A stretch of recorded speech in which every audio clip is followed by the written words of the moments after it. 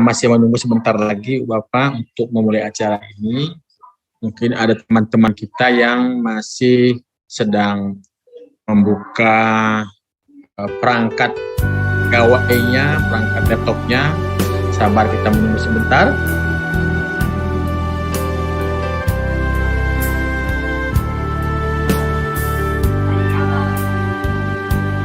Terpujilah Tuhan Maha Kuasa, telah Kau ciptakan Indonesia Raya. Negeri yang indah penuh pesona, bangsa yang ramah berbudi bahasa.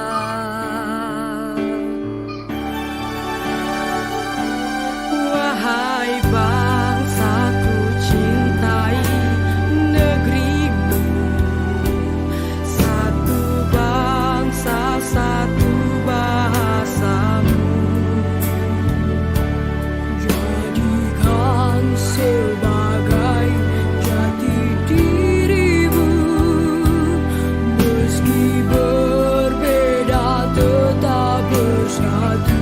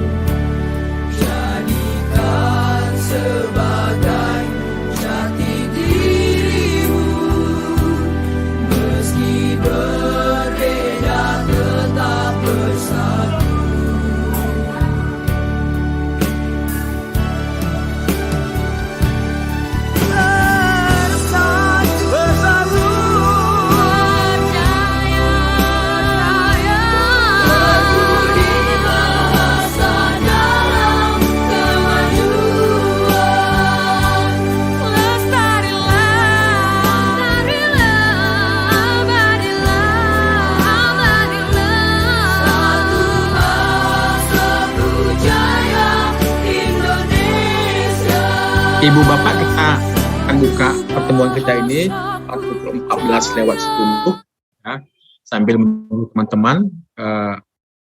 Insya Allah, alhamdulillah, pembicara kita pada hari ini sudah ada di ruangan kita, Ibu Eni Susanti. Jadi kita tinggal menunggu teman-teman ya.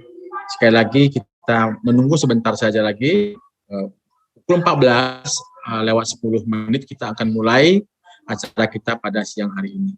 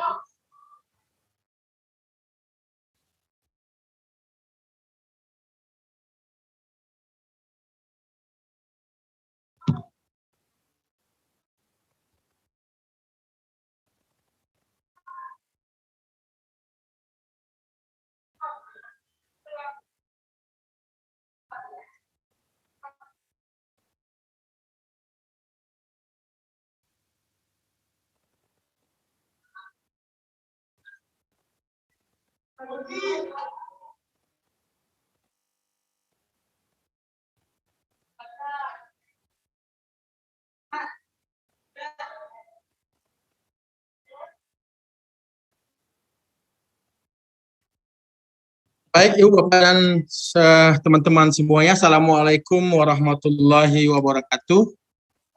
Waalaikumsalam warahmatullahi wabarakatuh. Selamat siang, salam jumpa kepada kita semuanya. Pada siang hari yang berbahagia ini, kita dapat bersama berkumpul kembali dalam acara pedaring, pelatihan daring. Ibu Bapak yang mulia, sebelum kita mulai, ada sebuah pantun yang akan membuka acara kita pada hari ini.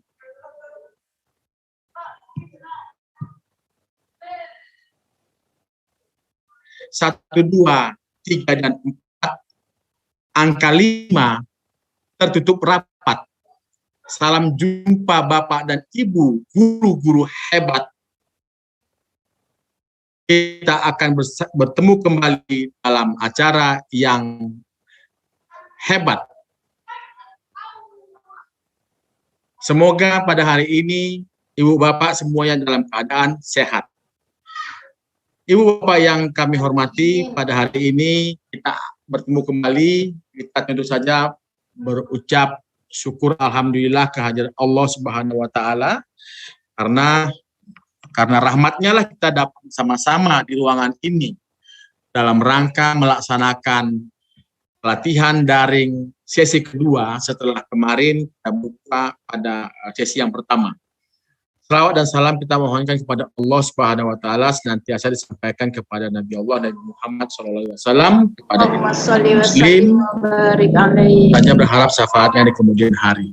Ibu Bapak dan semua yang kami muliakan di ruangan ini, yang sama-sama kita hormati, sudah hadir di ruangan ini Ibu Eni Sucanti sebagai pembicara kita pada hari ini.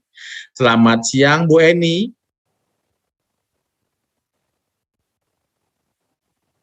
Ibu Eni, apakah sudah bisa mendengar? Mungkin sudah Pak, siap. Alhamdulillah. Apa kabar Bu Eni, sehat? Alhamdulillah sehat. Iya, terima kasih Bu Eni sudah hadir ya. Oke, yang sama kita muliakan juga hadir di ruangan kita ini dari DPP AGBSI, ada Pak Wawan. Ya, Pak Wawan ini domisilinya ada di Jawa Timur, Ibu Bapak, dan alhamdulillah kegiatan kita hari ini juga disiarkan secara langsung di akun YouTube DPP AGBSI Pusat.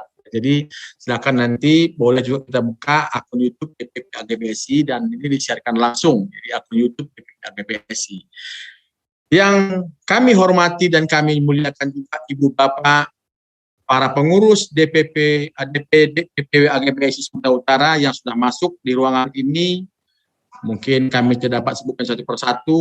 Kami melihat di sini ada yang sudah masuk, Ibu Faulina, kemudian ada Bapak Rudi Sugondo, dan mungkin ada teman-teman yang lain. Nah, kemudian yang sama kita hormati teman-teman yang sudah bergabung pada siang hari ini, sudah ada 42 orang yang bergabung. Mudah-mudahan nanti akan menyusul teman-teman kita yang lain, karena mungkin ya masih ada yang mengajar, pulang mengajar dan sebagainya. Bahkan mungkin ada yang sambil mengajar ya. Ya, mari sama-sama kita siasati Bapak dan Ibu. Saya jam yang sama ini juga sedang mengajar di sebelah ini di sekolah sambil berikan tugas. Ya, mengajar itu penting, tapi ini jauh lebih penting karena ini akan menjadi kunci kita untuk melaksanakan pembelajaran. Apalagi materi kita pada hari ini adalah materi yang sangat penting, kami kira banyak pertanyaan-pertanyaan yang muncul di teman-teman kita tentang bagaimana perencanaan pembelajaran dalam kurikulum Merdeka. Baik, Ibu Bapak yang kami muliakan, sebelum kita memulai acara ini, kita akan sama-sama dulu mendengarkan lagu himne bahasa Indonesia. Mari sama-sama kita dengarkan.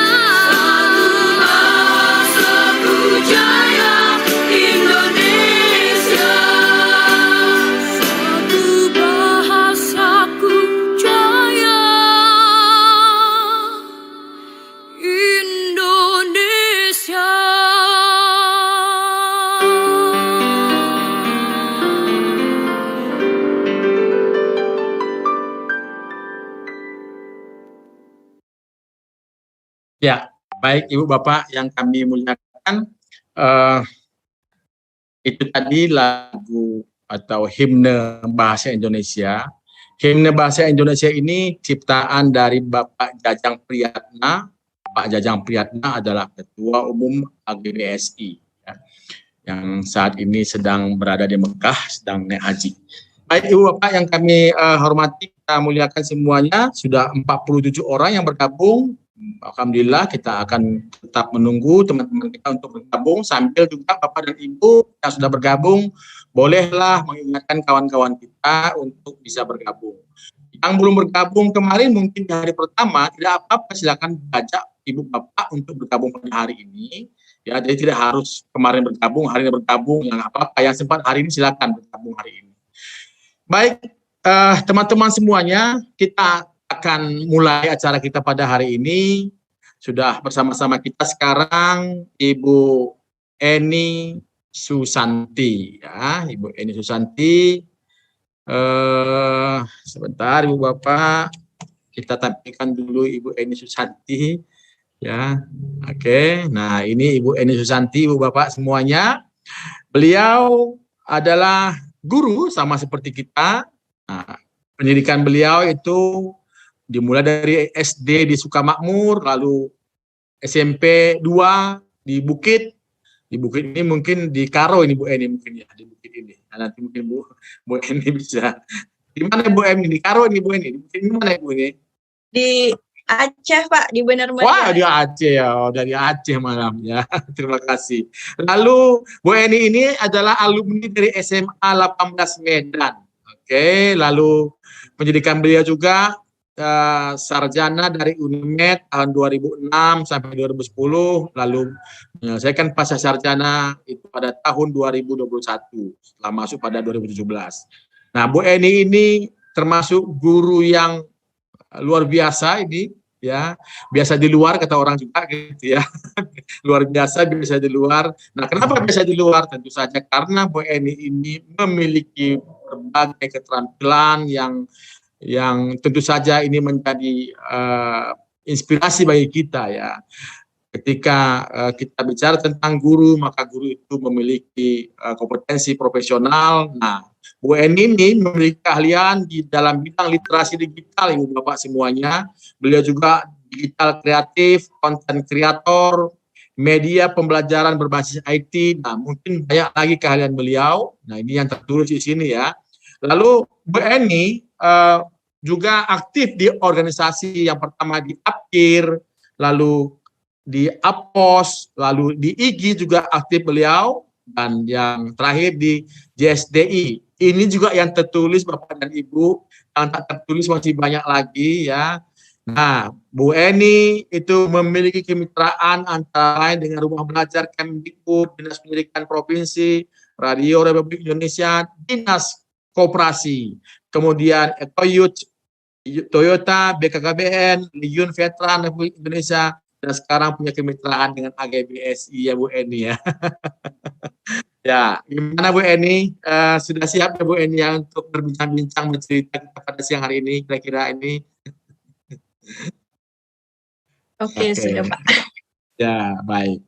Baik, tidak menunggu lama-lama Ibu Bapak semuanya, kita akan berikan pelantang suara untuk Bu Eni Susanti untuk memulai bincang-bincang tentang materi kita pada hari ini tentang modul ajar kurikulum merdeka. Bicara tentang modul ajar kurikulum merdeka, begitu banyak guru-guru yang masih galau, guru-guru yang masih bingung, guru-guru yang masih belum jelas. Ada yang mengatakan RPP kurikulum merdeka itu seperti apa?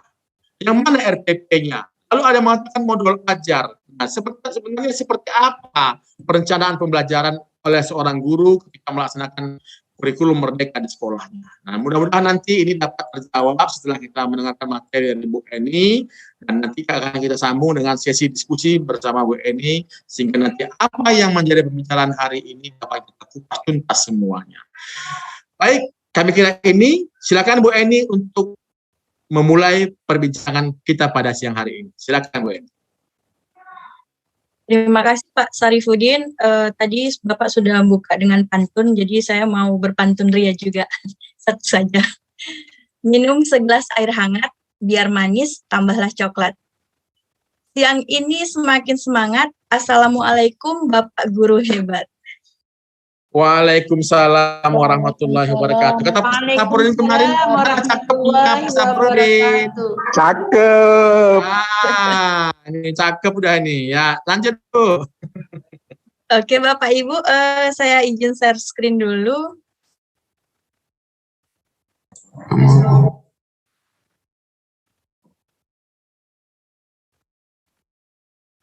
Sambil menunggu layar saya muncul, Bapak Ibu, mungkin boleh Bapak Ibu mengambil pena dan kertas. Pena dan kertas. Kita mau menyamakan persepsi dulu sebentar. Sudah Bapak Ibu? Kalau sudah,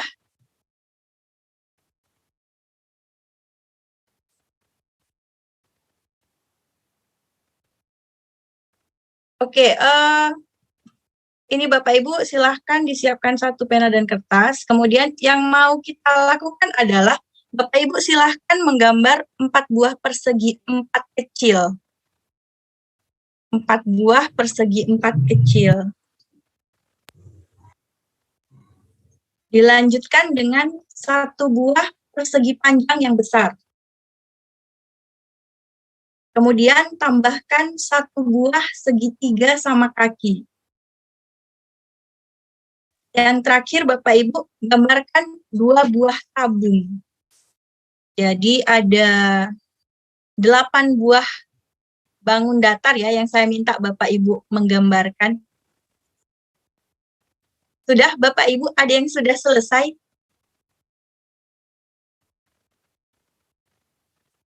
Oke, kira-kira Bapak Ibu gini. Kita lihat apa yang saya maksud dan apa yang Bapak Ibu bayangkan dengan gambar tadi ya Bapak Ibu.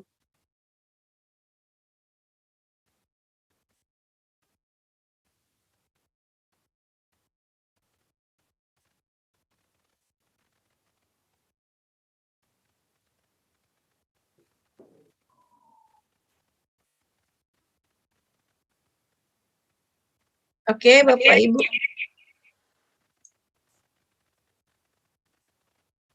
Nah, yang saya maksud dengan 4 buah persegi kecil tadi itu adalah ini. Jadi bayangan yang saya maksudkan dengan 8 buah bangun datar itu menjadi sebuah rumah. Bapak Ibu mungkin menggambarkannya dengan bentuk yang berbeda. Jadi tadi, Bu Eni, rumahnya belum kelihatan Bu Eni. oh ya belum, sebentar. Ya.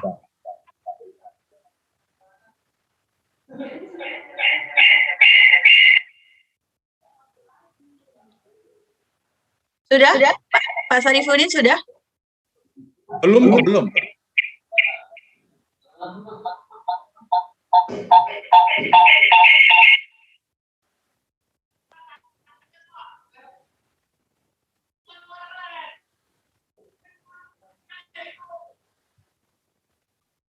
Sudah Pak Sarifudin? Ya, sudah. Oke, nah Sudah. ini tadi Bapak Ibu. Tadi saya meminta Bapak Ibu membuat 4 buah persegi. Kemudian ada 1 buah segitiga sama kaki. Ini menjadi atap. Kemudian persegi panjangnya yang ini yang ditutupi oleh atap dan 2 buah tabung. Jadi Bapak Ibu kemungkinan besar ketika Bapak Ibu memegang pena dan kertas, kemungkinan tidak seperti ini jadinya. Padahal instruksi yang saya berikan sudah benar. Apa yang Bapak Ibu gambarkan sudah tepat. Namun bisa jadi hasilnya berbeda. Kenapa? Karena saya tidak memberikan instruksi tambahan di mana persegi 4-nya diletakkan di arah sebelah mana, kemudian segitiganya di arah sebelah mana, segi panjangnya di mana, dan tabungnya di mana. Nah, ini Bapak Ibu seringkali kemungkinan terjadi di kelas kita.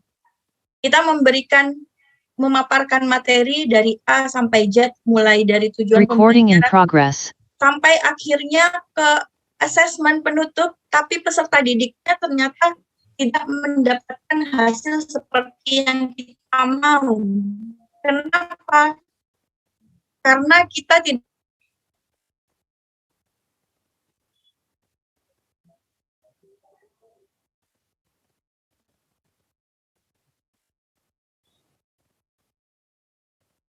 Ibu Bapak bisa mendengar suara Bu Eni? Hilang Nge-freeze, Pak. Hilang Pak suaranya Pak. Pak. Ya, sabar Ibu Bapak ya, mungkin lagi ada gangguan Pak, sinyal layarnya sebentar. tinggal layar yang kelihatan. Ya, mungkin ada gangguan sinyal sebentar. Sabar ya Ibu Bapak ya. Oke, Pak.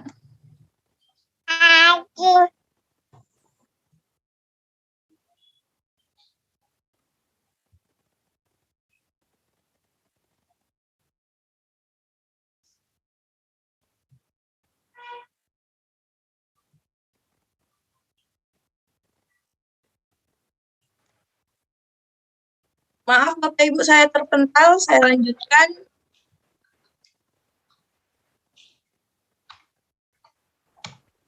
Ya. Lanjut. Saya lanjutkan Bapak Ibu. Share screen-nya belum kelihatan.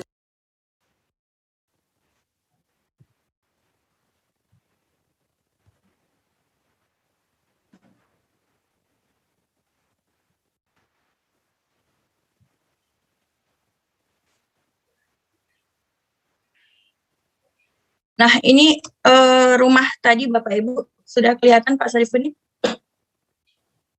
Sudah Bu Eni.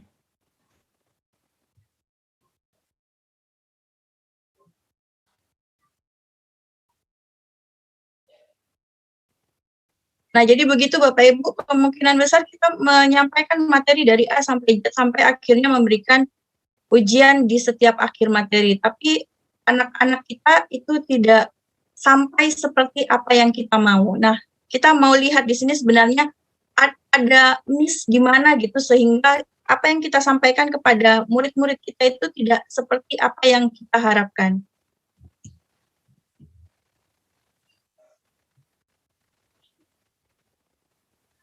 Oke, sebelum kita masuk ke materi, mari kita diskusi sejenak Bapak Ibu. Apakah selama ini kita sudah merencanakan pembelajaran itu dengan baik? Atau masih kita menunggu? Ini kan Asosiasi Guru Bahasa Indonesia nih. Nah, biasanya itu suka ada teman yang rajin.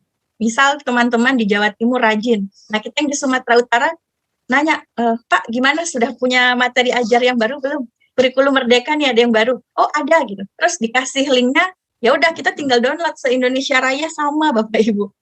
Tapi apakah bisa materi yang di Jawa Timur tadi dipakai oleh kita yang ada di Kota Medan? Tentu saja ketika menceritakan contoh-contoh, misalnya yang di Jawa Timur itu mau buat disuruh buat teks eksposisi itu tentang makanan asal daerahnya. Pasti akan sangat berbeda ketika kita berada di Sumatera Utara. Tidak cocok lagi ketika membuat teks eksposisinya tentang masakan daerah yang ada di Jawa Timur sana gitu. Nah, jadi hari ini dan ke depan Bapak Ibu mari sama-sama kita kembali ke jalan yang benar. Kalaupun ada materi ajar, bahan ajar teman-teman kita yang lain, itu kita ATM Bapak Ibu. Amati, tiru, modifikasi. Jangan lagi bulat-bulat dikasih Google Drive-nya, di-download, ya udah tinggal ganti nama saja. Lumayan kalau masih terganti namanya, tiba-tiba nama kita terganti, nama kepala sekolahnya belum terganti gitu. Oke, Bapak Ibu, kita mau masuk ke materinya. Nah, kita sekarang menghadapi kurikulum baru Bapak Ibu. Walaupun kalau saya bilang kurikulum Merdeka ini tidak seperti kita membuat rumah yang benar-benar dari nol ya Bapak Ibu. Kita mau nyari semennya dulu, nyari pasirnya dulu, nyari kerikilnya dulu. Tidak seperti itu Bapak Ibu. Jadi kerangka kurikulum kita ini sebenarnya dari kurikulum terdahulunya. Sebelum ini ada kurikulum K13, KTSP, KBK, dan yang sebelum-sebelumnya itu ada beberapa titik perubahan tapi tidak menyeluruh Bapak Ibu. Mungkin hanya kita mulai dari yang pertama ya. Kalau di sini di kurikulum Merdeka itu ada capaian pembelajaran. Kalau di kita kurikulum 2013 itu dikenalnya dengan KI dan KD. Jadi capaian pembelajaran itu sudah diberikan oleh pusat kurikulum, kita hanya tinggal melihatnya saja. Kalau Bapak Ibu sudah melihat yang di Permen 033 itu di situ semua sudah lengkap. Yang sebelumnya yang juga sudah hasil perubahan ya Bapak Ibu, itu semua sudah ada capaian pembelajaran. Mungkin di sana capaian pembelajaran itu terlihat sederhana, singkat, atau mungkin Bapak Ibu merasa ada materi-materi yang tidak muncul di capaian pembelajaran. Jadi capaian pembelajaran itu sengaja dibuat oleh pusat kurikulum itu sesederhana mungkin supaya bisa dikembangkan oleh Bapak Ibu sendiri sesuai dengan kondisi daerahnya. Nah, setelah kita pahami capaian pembelajaran, kemudian kita rumuskan, kita turunkan capaian pembelajaran tadi menjadi tujuan pembelajaran. Ini kalau di Permen 3033 itu juga, itu sudah ada di setiap mata pelajaran itu tujuan pembelajaran. Namun Bapak Ibu di situ tidak banyak. Kalau contohnya kebetulan saya biologi itu hanya ada 7 tujuan pembelajaran. Tentu saja ini tidak hanya yang minimalnya, jadi boleh dikembangkan. Kalau tadi capaian pembelajaran tidak boleh kita ganggu gugat Bapak Ibu, tapi kalau tujuan pembelajaran sudah bisa kita sesuaikan dengan kondisi yang ada di sekolah kita masing-masing. Nah, dari tujuan pembelajaran yang sudah kita susun tadi, kita turunkan lagi menjadi alur tujuan pembelajaran. Kalau dulu alur tujuan pembelajaran ini itu silabus.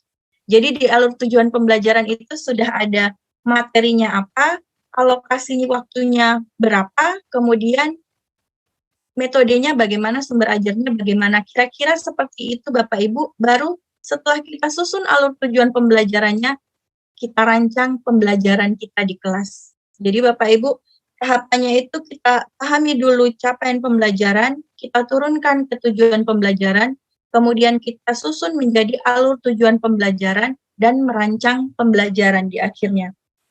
Yang membedakannya lagi Bapak Ibu, alur tujuan pembelajaran ini kita susun per fase ya Bapak Ibu, per fase. Jadi kalau kita di SMA itu ada fase E dan fase F. Fase E untuk kelas 10, fase F untuk kelas 11 dan 12. Berikutnya, sebelum merencanakan pembelajaran, ini kira-kira dari tadi CP, capaian pembelajaran, setelah menjadi alur tujuan pembelajaran, yang kita lakukan pertama kali adalah melakukan asesmen diagnostik. Jadi mungkin timbul pertanyaan Bapak Ibu, bagaimana mungkin ada asesmen duluan sebelum pembelajarannya dimulai? Nah, asesmen di sini Bapak Ibu yang dimaksud adalah asesmen awal. Kita melakukan asesmen diagnostik ini untuk mengetahui kondisi peserta didik kita. Kondisi apa yang mau kita ketahui dikembalikan lagi ke Bapak Ibu. Bapak Ibu mau mengetahui kesiapan peserta didik itu dari segi mana?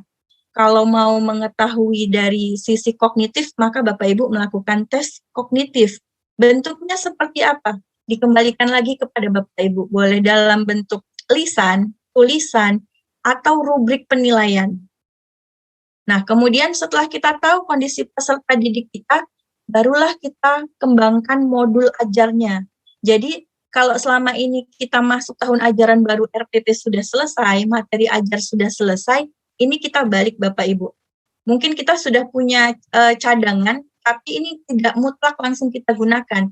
Kita tes dulu peserta didiknya, kita amati bagaimana keadaannya, baru kita sesuaikan, kita modifikasi sedikit demi sedikit. Jadi nggak akan mungkin Bapak Ibu meminta peserta didik kelas 10 atau fase E itu langsung membuat teks eksposisi kalau ternyata peserta didiknya masih belum bisa membuat kesimpulan. Misalnya dia masih belum tahu sebuah paragraf deduktif atau induktif itu yang bagaimana gitu. Jadi itu ada fase-fasenya.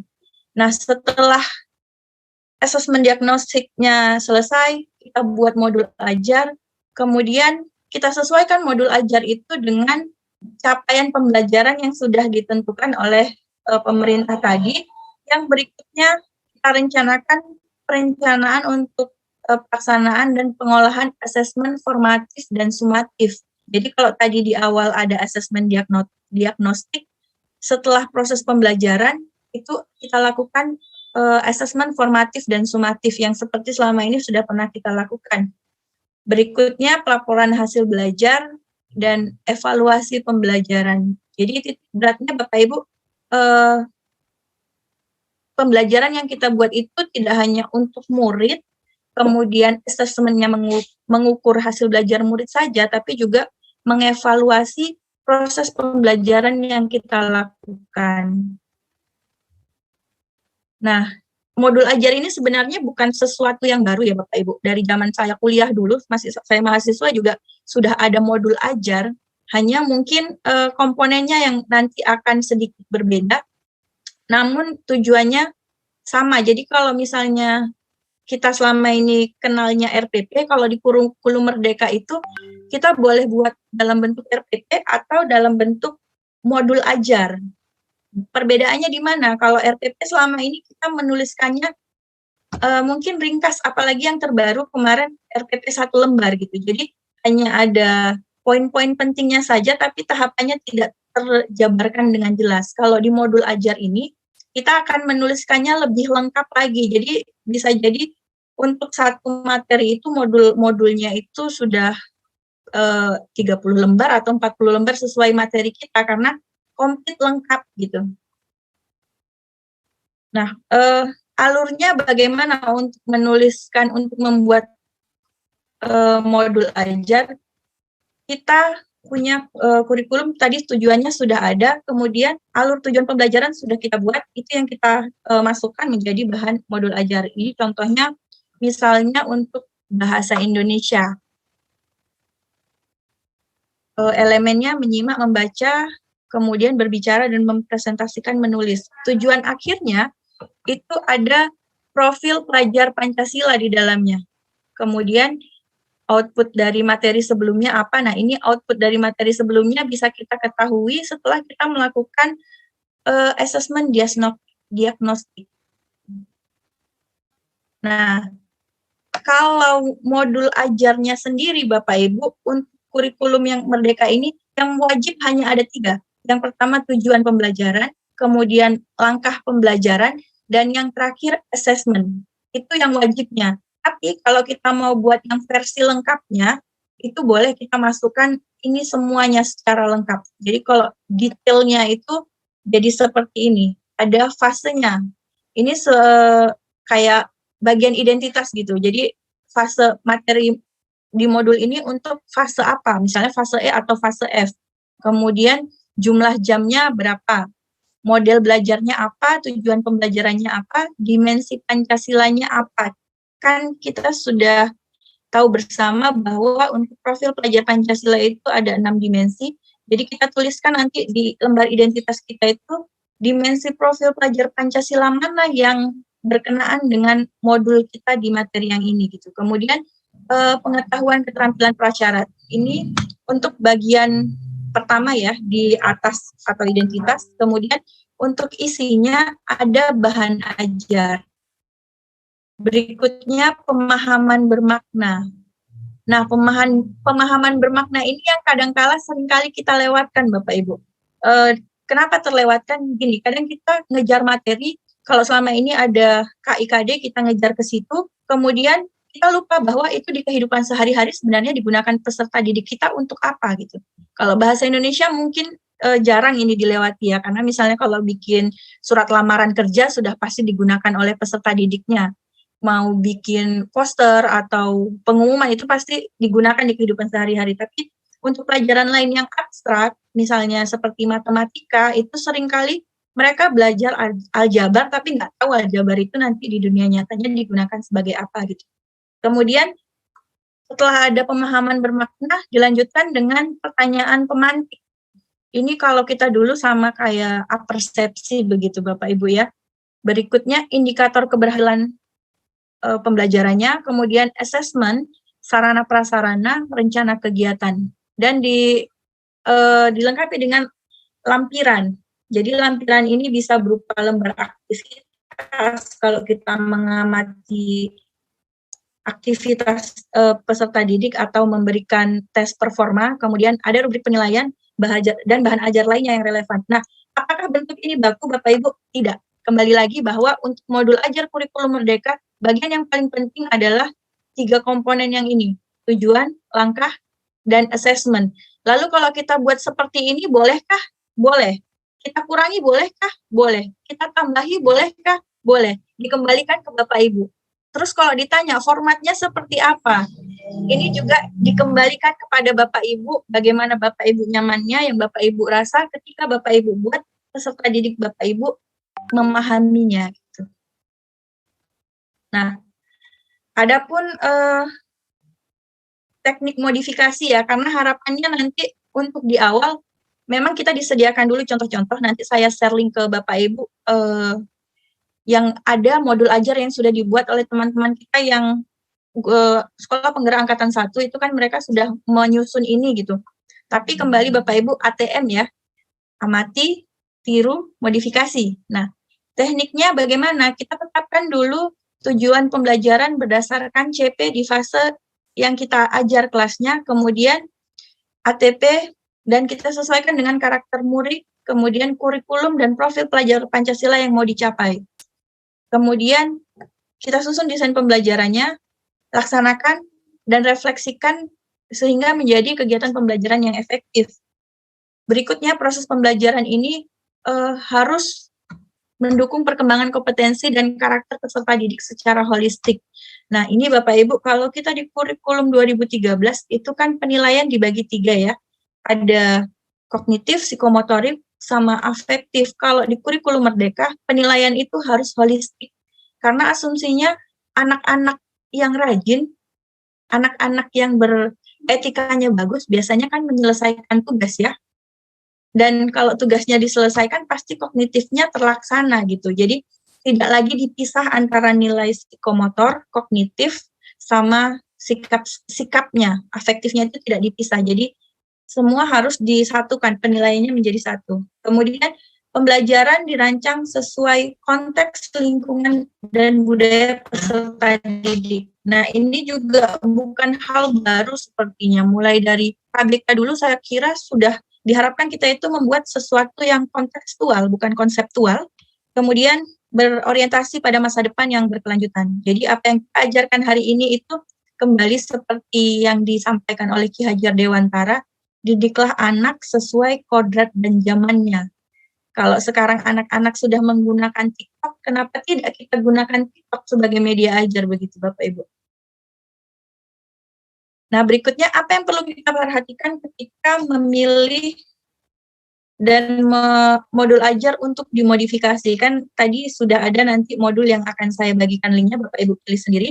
Kemudian, apa nih yang harus diperhatikan untuk memodifikasi? Yang pertama itu, kita cek dulu apakah rencana yang dibuat di modul yang mau kita modifikasi itu sudah sesuai ya dengan ATP-nya gitu. Nanti contoh ATP juga saya kasih, contoh penurunan CP ke TP dan ATP-nya saya kasih. Kemudian setelah kita cek apakah rencana pembelajaran sudah sesuai dengan ATP-nya, kita cek kembali apakah modul ajar itu sudah sesuai dengan kondisi murid kita. Kalau tidak sesuai, maka bagian itu yang kita ganti. Berikutnya, apakah sarana dan prasarana yang digunakan di dalam modul ajar yang mau kita modifikasi itu sudah tersedia di sekolah. Jadi, jangan Bapak Ibu paksakan untuk presentasi menggunakan Infocus kalau di sekolah Bapak Ibu ternyata Infocusnya tidak cukup untuk semua kelas gitu, harus bergantian menggunakannya. Dan yang terakhir, adakah atau bisakah dimodifikasi? Ini kembali seperti pernyataan saya di awal tadi ya. Jangan kita ambil punya orang bulat-bulat langsung kita gunakan, karena tidak akan sama. Kalau di Sumatera Utara itu ada di Belawan, namanya itu di tepi laut, Tanjung Balai itu tepi laut, itu misalnya pengolahan ikan. Tentu saja tidak akan relevan ketika digunakan di daerah pegunungan, di Brastagi, atau di puncak Bogor, itu kan nggak ada ikannya gitu. Jadi itu dia Bapak Ibu. Nah, sebelum menyusun modul ajar, kita harus menyusun assessment terlebih dahulu, Bapak Ibu. Ini tadi yang saya nyatakan sebagai assessment diagnostik. Jadi teknik assessment-nya ini dibebaskan ya di sekolah. Boleh yang melalui BP. Jadi untuk penggolongan kelas misalnya, BK itu membuat assessment kemudian menggolongkan siswanya 1. Kemudian atau boleh Bapak Ibu melakukan assessment diagnostik ini di awal pembelajaran. Ini kita sedang di awal tahun ajaran, sebelum masuk ke materi kita lakukan dulu assessment awal. Kita cek nih peserta didik kita kan dari fase, sekarang kita fase E, dari fase D itu apakah materi yang sudah mereka pelajari di fase D itu sudah semua mendukung untuk di fase E. Apakah bisa langsung kita lanjutkan atau kita ulang kembali gitu. Nah, kemudian ini terpadu, di mana asesmen itu harus mencakup ranah sikap, pengetahuan, dan keterampilan, tidak dipisahkan kembali. Ini paradigma asesmennya dulu, kemudian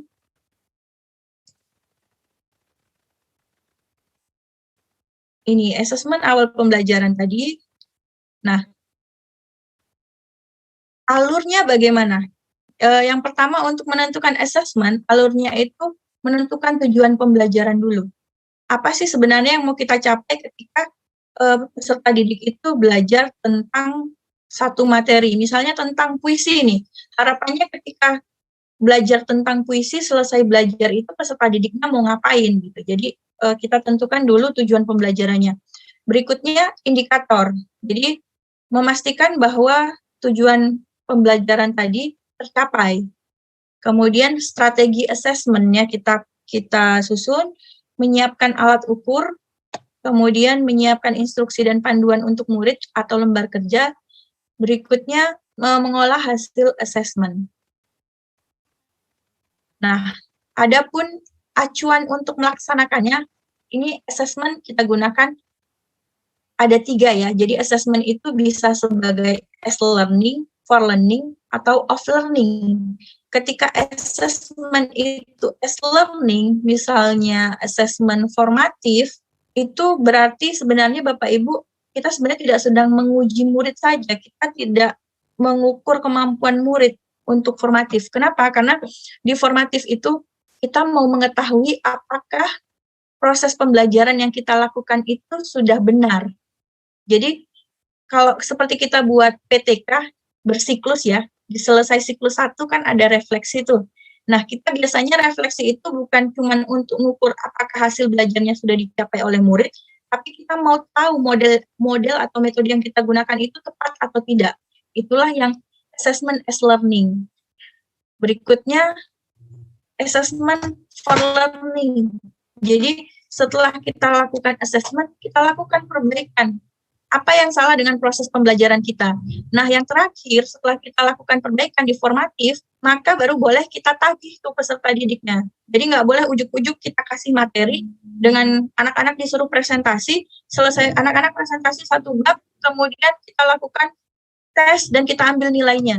Itu nggak boleh, karena kita tidak tahu apakah metode presentasi tadi sudah tepat atau belum, peserta didiknya sudah paham belum dengan capaian yang mau diharapkan itu sudah sampai belum ke mereka. Jadi harus kita evaluasi dulu proses pembelajarannya, baru di akhir kita lakukan tes sumatif. Nah, tes sumatif ini yang nantinya boleh kita ambil sebagai penilaian kita. Jadi tes sumatifnya kapan? Tes sumatif itu boleh per 1 materi, atau per tengah semester, atau per semester. Lalu kalau sekolah atau Bapak Ibu merasa tidak perlu melakukan ujian tengah semester, boleh tidak? Boleh. Kalau Bapak Ibu merasa tidak perlu melakukan ujian semester, bagaimana? Ya boleh, tapi dikembalikan lagi dengan kesepakatan di satuan pendidikan Bapak Ibu masing-masing gitu. Jadi di kurikulum Merdeka ini benar-benar dimerdekakan Bapak Ibu, yang penting capaian pembelajarannya tercapai. Ini contoh ya Bapak Ibu, contoh bentuk asesmen untuk formatif dan sumatif. Diskusi kelas itu bagian dari asesmen. Kalau misalnya kita mau mengetahui kemampuan peserta didik kita dalam mengungkapkan pendapatnya, menyampaikan ide secara terstruktur, kemudian atau mau drama boleh. Kalau Bapak Ibu ya ada, saya kira ada itu drama di materi bahasa Indonesia. Kita mau ngapain? Mau melihat performa dari peserta didik kita. Produk boleh, project based learning itu boleh juga menjadi salah satu penilaian. Atau kalau Bapak Ibu mau ngecek materi-materi yang bersifat hafalan, boleh juga dengan tes lisan dan boleh juga dengan presentasi.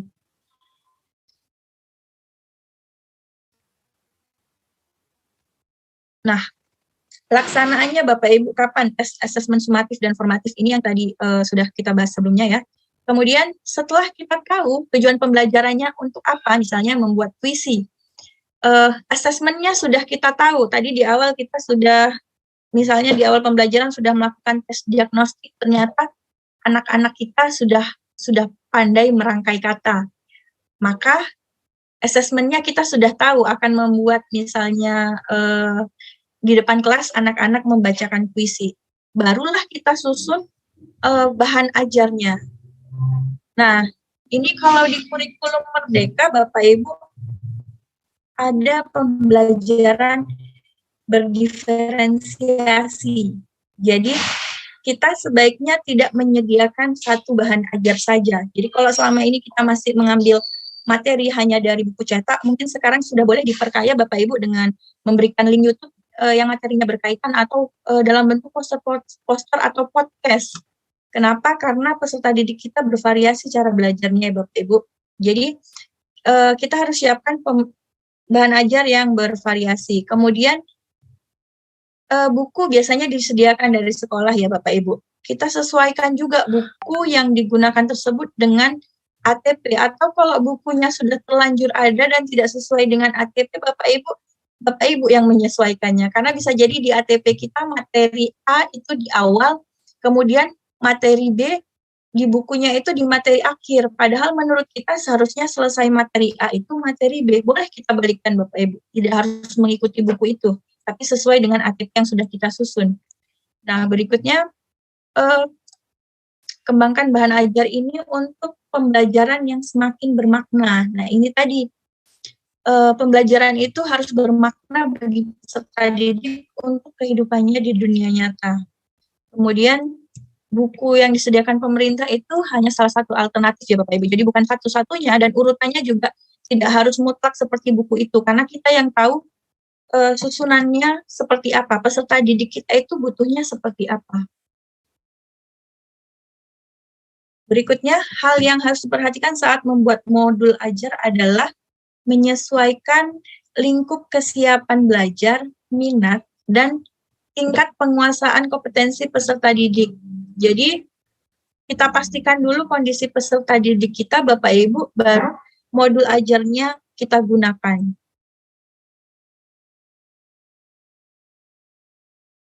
Nah, ini saya coba tampilkan contoh dari modul ajar yang sudah jadi ya, Bapak Ibu. Sebentar.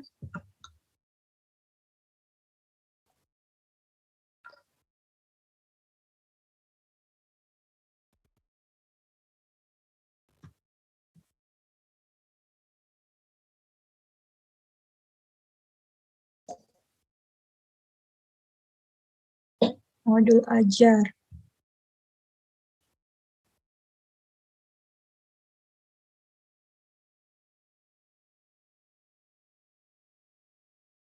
Ini saya share aja linknya Bapak Ibu, mungkin Bapak Ibu bisa sambil membukanya.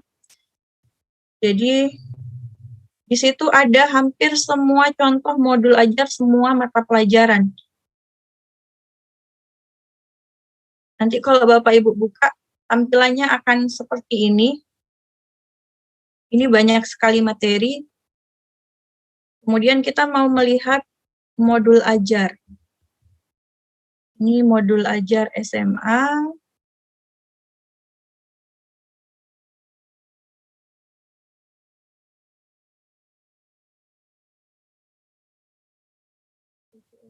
Oh, tunggu sebentar.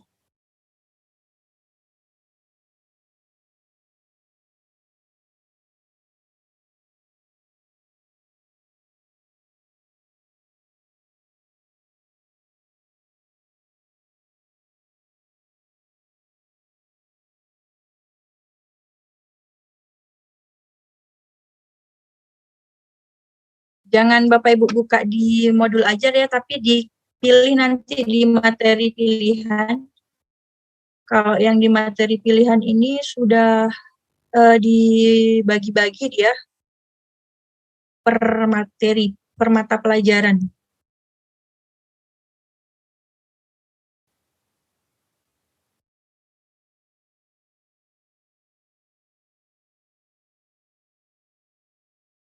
Nah, ini dari tingkat PAUD sampai tingkat SMA atau MA ada ya Bapak Ibu, di link yang tadi saya share di kolom chat. Kemudian kita pilih nih, misal bahasa Indonesia. Punyanya SMA.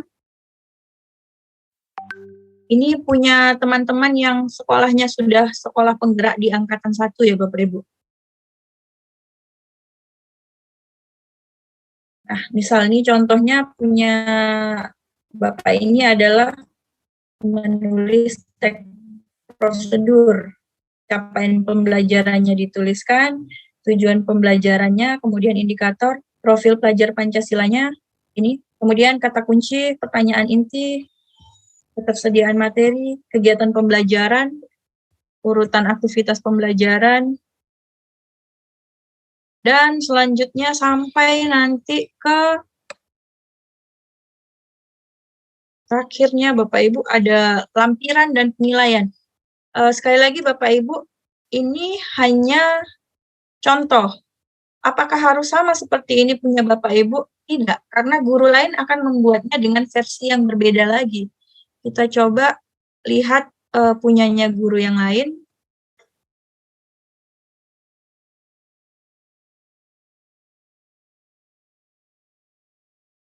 Kita lihat yang lain misalnya.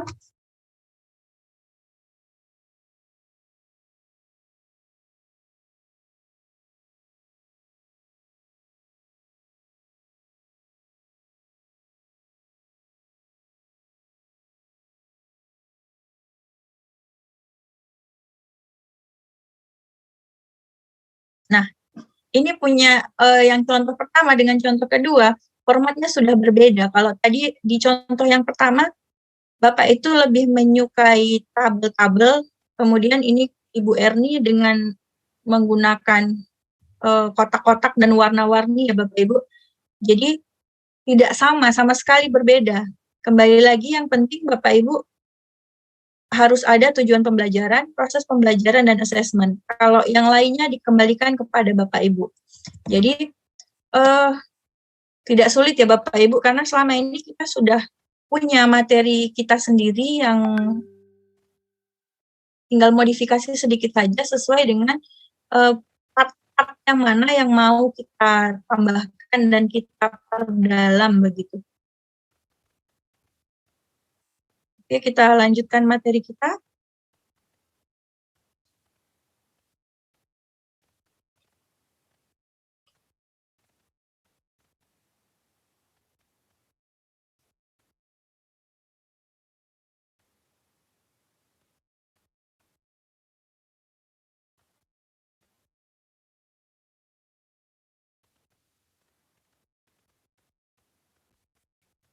Oke, oh ya, saya tadi mau ngasih contoh misalnya penurunan CPK-ATP Bapak Ibu sudah ada juga di sini ya, di link yang tadi saya bagikan, jadi tinggal Bapak Ibu buka ini di alur tujuan pembelajaran.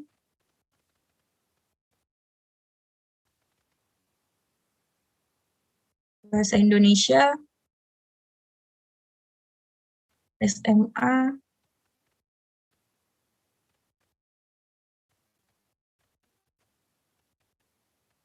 ini untuk fase E, kita lihat fase E. Nah, ini kalau capaian pembelajarannya itu sesuai dengan keputusan Kepala BE SKP yang nomor 033 ya Bapak Ibu, sudah ada di sana. Kemudian ini alur tujuan pembelajarannya itu ini dia. Kolom ini, elemen, tujuan pembelajaran, jumlah perkiraan jam, kata kunci. Mohon maaf Bu Endi belum kelihatan sini. Oh, belum ya Pak, tunggu sebentar.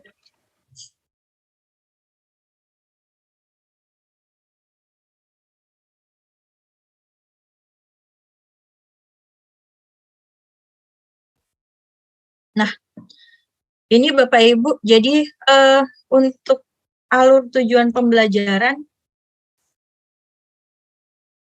untuk capaian pembelajarannya tadi yang kita sesuaikan dengan yang dibagikan oleh Kementerian Pendidikan, kemudian alurnya kira-kira seperti ini. Tapi apakah ini baku? Kembali lagi Bapak Ibu, ini tidak baku bentuknya.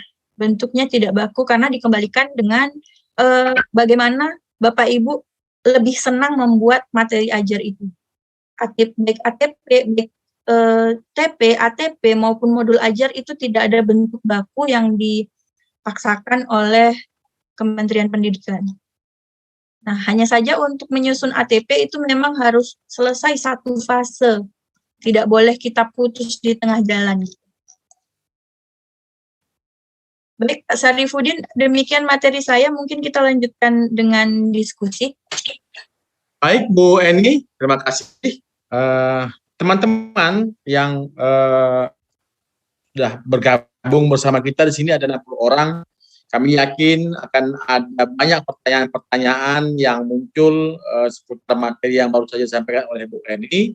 Untuk itu, teman-teman semuanya boleh menuliskan di kolom chat, silakan, dan juga silakan nanti bertanya.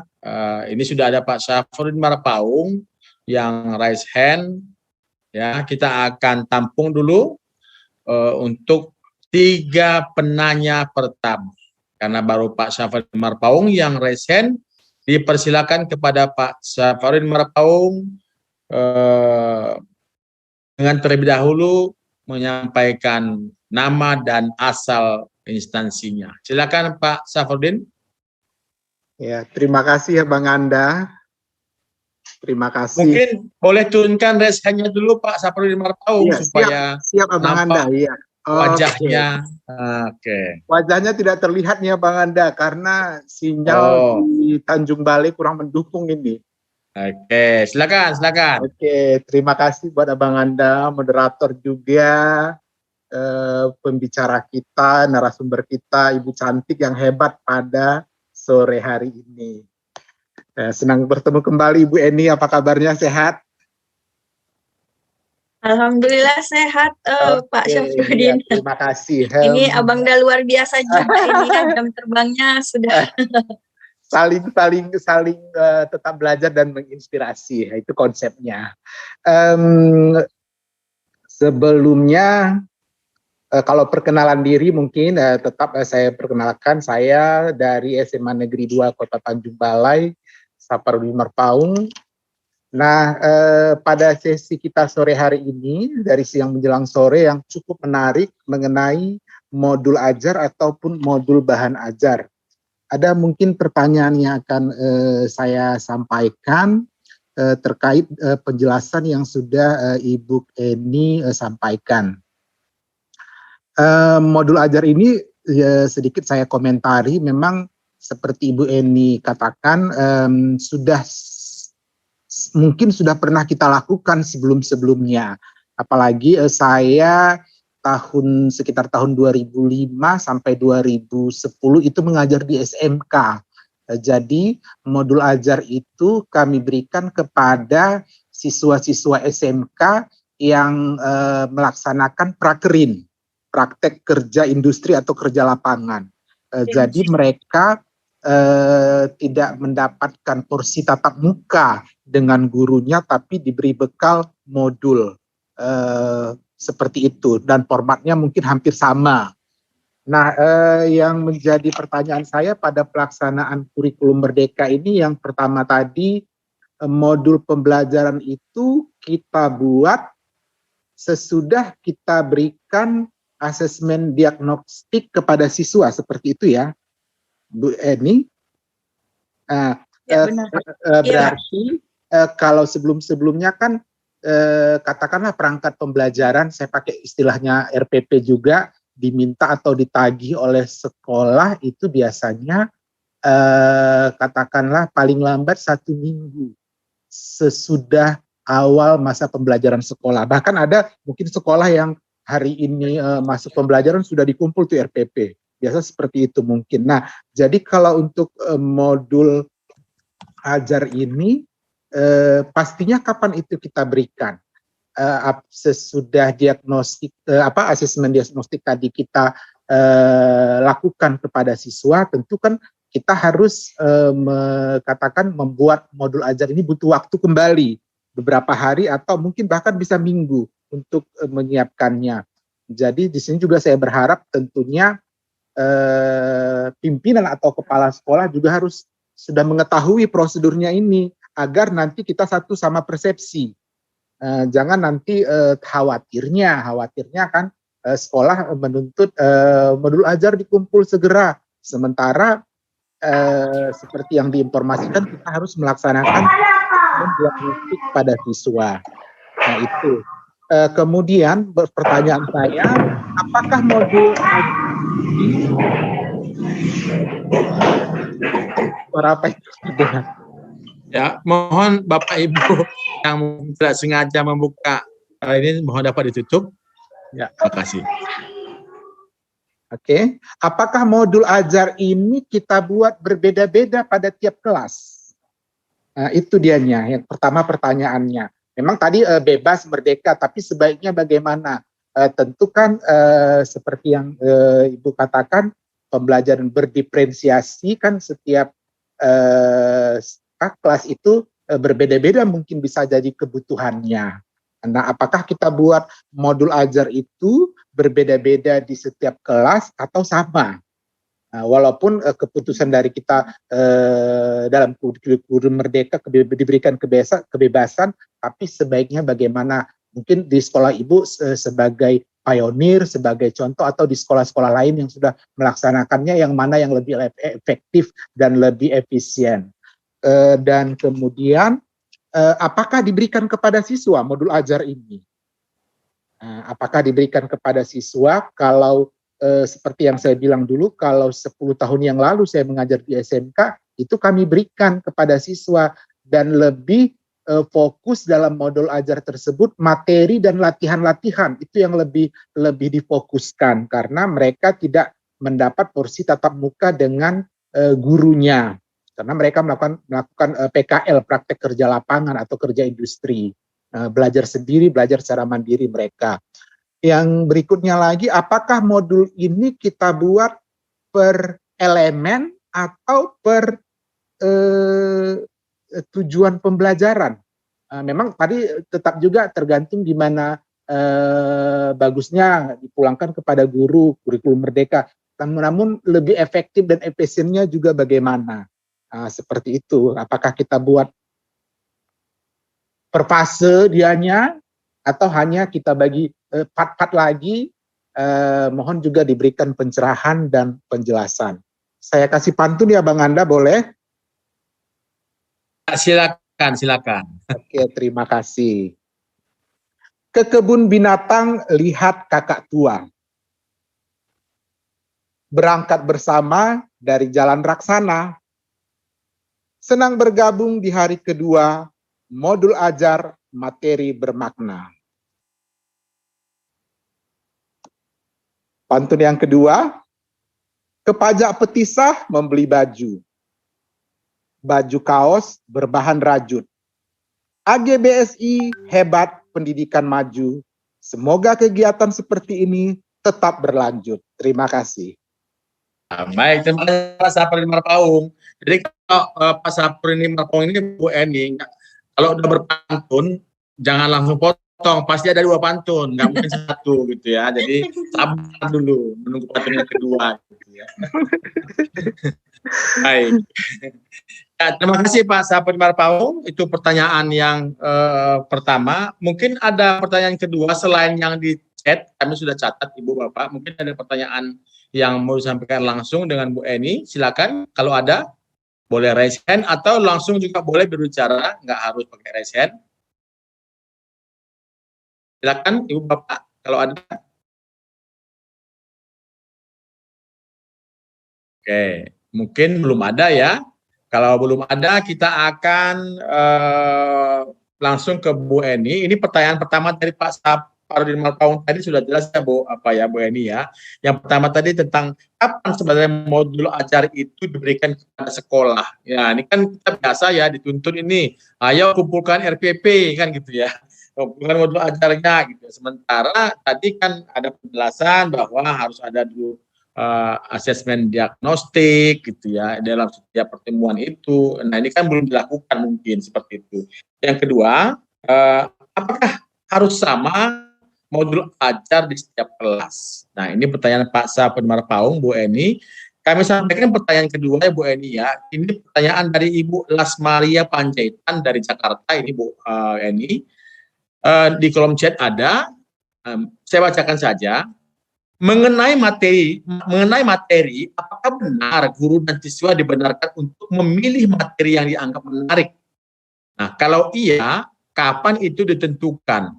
Sedangkan di awal tahun pembelajaran, guru sudah harus mempersiapkan materi yang akan diajarkan sepanjang 1 semester, bahkan untuk 1 tahun pembelajaran. Nah, jika diberi kebebasan akan terjadi perbedaan materi di setiap kelas yang kita ajar, karena setiap siswa pasti memiliki ketertarikan yang berbeda terhadap materi pada setiap bidang studi. Nah, kebetulan siswa kami berjumlah 1.560 siswa dari grade 10 dan 11. Apa saran Bu Eni ini? Nah, ini pertanyaan kedua ya. Nah, lalu ini sebenarnya bukan pertanyaan ya dari Pak Sukamto, kemudian dari Bu Happy Bendrova. Ini pertanyaannya, bolehkah diberikan contoh modul ajar yang sudah utuh? Pak Sukamto, permohonan Bapak tentang RPP ya, juga ya, bisa dibagi. Nah, tadi sebenarnya ini dibagi oleh Bu Eni tadi tautan ya di HTTPS SID kurikulum Merdeka ini. Di sini sudah lengkap semua tadi disampaikan Bu Eni tentang contoh-contoh modul ajar itu. Tapi nanti mungkin Bu Eni punya pandangan lain atau mungkin penjelasan lain, silakan nanti Bu Eni yang menyampaikan. Kami kira ini dulu Bu Eni ya, ada 3 ini untuk sesi pertama ini. Silakan Bu Eni. Baik, terima kasih. Saya mulai. Saya mulai dari pertanyaan Abangda Syafarudin dulu ya, yang banyak. Oke, jadi memang biasanya kita dituntut begitu masuk tahun ajaran RPP, silabus semua sudah langsung dikumpul ya Bapak Ibu. Tapi ini kan kita sekolah-sekolah itu sedang diberi kebebasan. Selain sekolah penggerak, itu sekolah-sekolah boleh memilih IKM versinya yang mana, mau mandiri belajar kah, mandiri berubahkah, atau mandiri berbagi.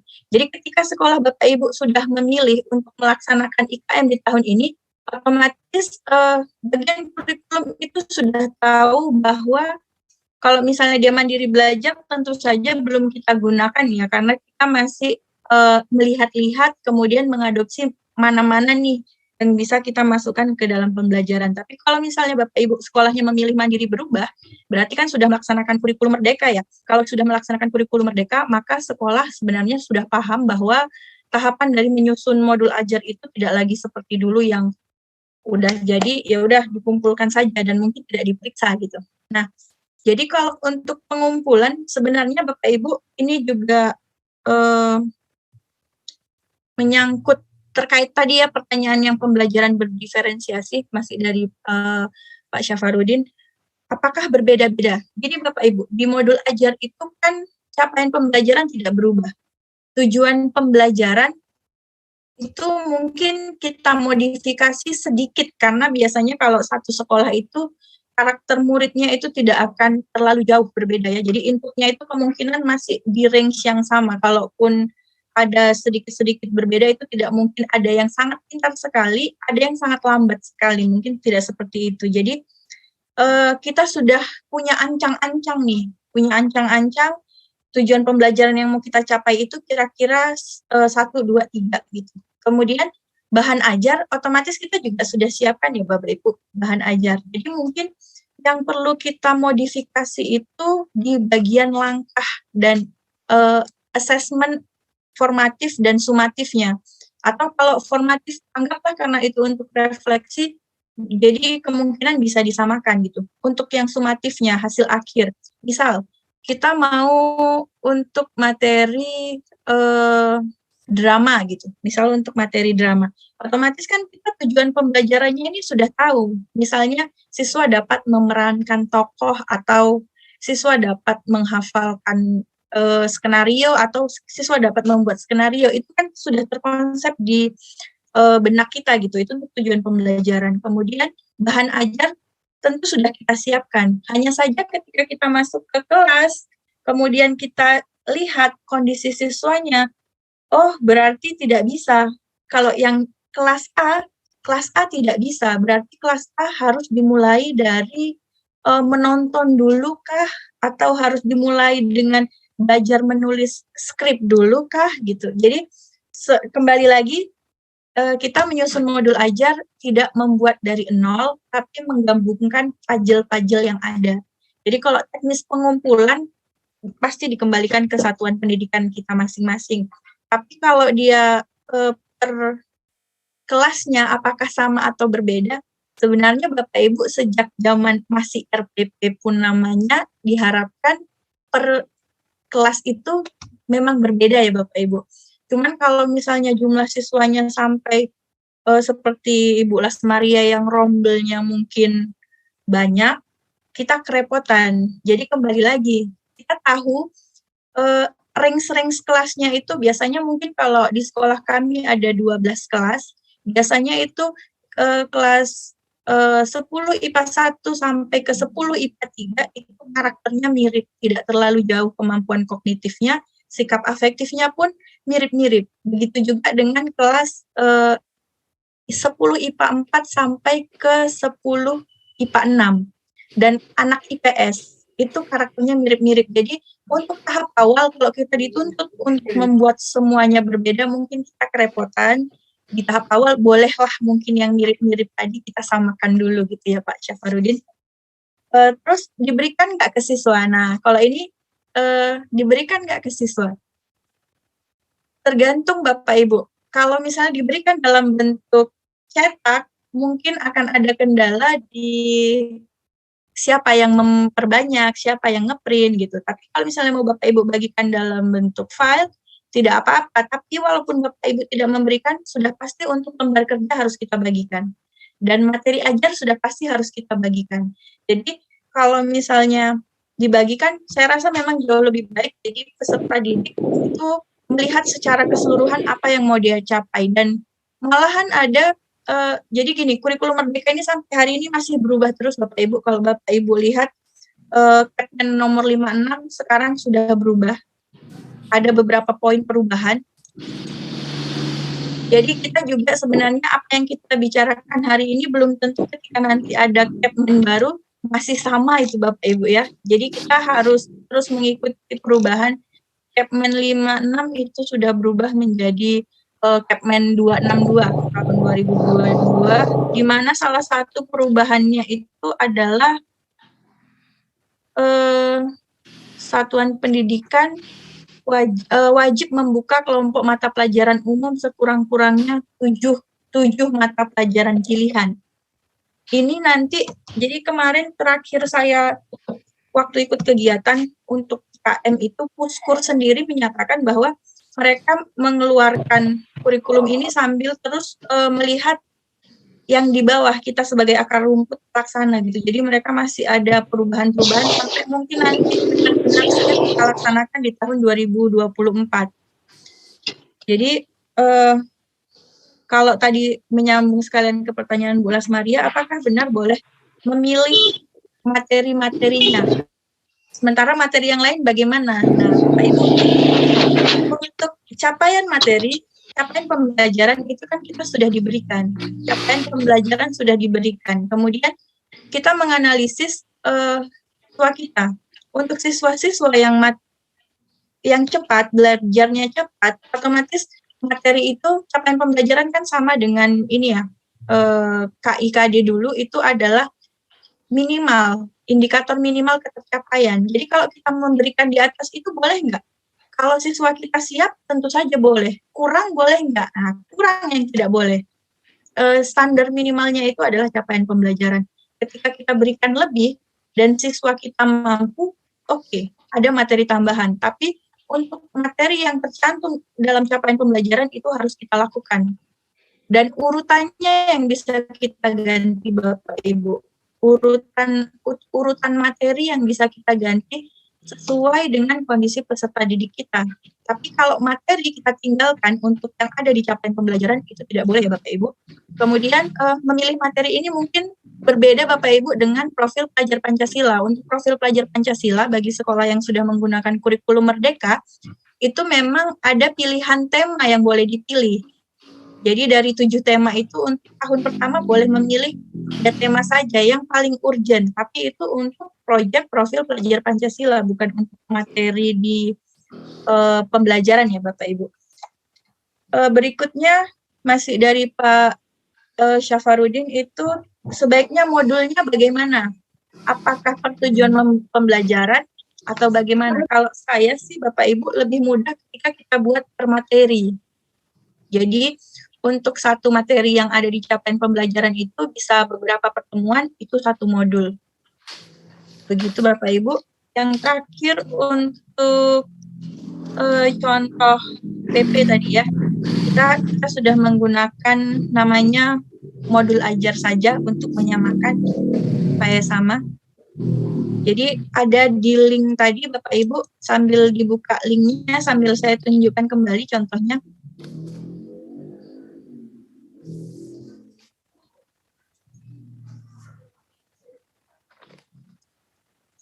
Ini saya ambil contoh punya rekan kita yang lain lagi, dengan bentuk yang lain lagi. Ini misalnya bahan ajar Bahasa Indonesia kelas 12. Yang in F-JOA ini adalah kode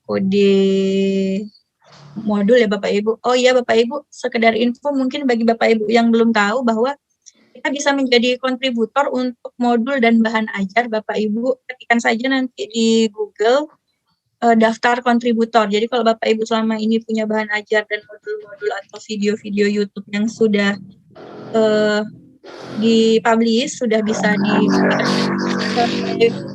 mendaftar menjadi kontributor ya. Jadi nanti materi Bapak Ibu kalau sudah lulus verifikasi itu bisa ditampilkan di platform Merdeka Mengajar. Ini misalnya contohnya punya Ibu Febrilia, dia buat identitas, kemudian sasaran peserta didiknya, jenis assessment, ini pengetahuan prasyarat, kemudian materi yang digunakan, profil pelajar Pancasila yang terkait dengan metode pembelajarannya. Nah, ini tujuan pembelajarannya. Ini Ibu itu membuat ini ya, foto profilnya. Jadi menurut menarik atau tidak menariknya modul itu kan kembali kepada kita penyusunnya. Ini tujuan pembelajaran dari capaian. Nah, ini tadi untuk Pak Syafarudin juga. Dia satu materi dia buat pertemuan 1 sampai 4. Ini mungkin satu materi ya. Apakah harus seperti ini? Tidak Bapak Ibu. Bagaimana Bapak Ibu mudahnya membuat dan anak-anak nanti paham gitu. Ada refleksi, kemudian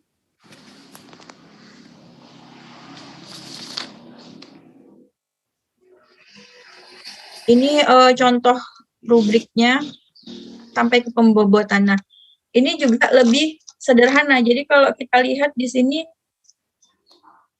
assessment-nya dia hanya membuat disesuaikan panduan model pembelajaran ini. Oh ini enggak. Misalnya kita lihat ya assessment-nya Bapak Ibu. Nah, dia tidak memberikan assessment di sini, tidak ada rubrik untuk penilaian, tidak ada soal tes, tidak ada juga. Nah, ini tidak ada, ini hanya ada bobot, tapi tidak. Oh, dia lisan-lisan, dia menggunakan lisan. Nah, seperti ini. Jadi kalau misalnya Bapak Ibu masih menggunakan assessment tradisional, sekarang assessment itu dibagi 2 ya, ada tradisional, ada alternatif. Yang tradisional itu yang biasa kita gunakan seperti tes pilihan ganda, kemudian esai atau isian, atau alternatif. Jadi yang alternatif ini mungkin sebagian Bapak Ibu sudah sering menggunakannya juga, misalnya seperti ini, rubrik penilaian, kemudian produk atau portofolio atau tes performa gitu. Demikian Pak Syarifuddin.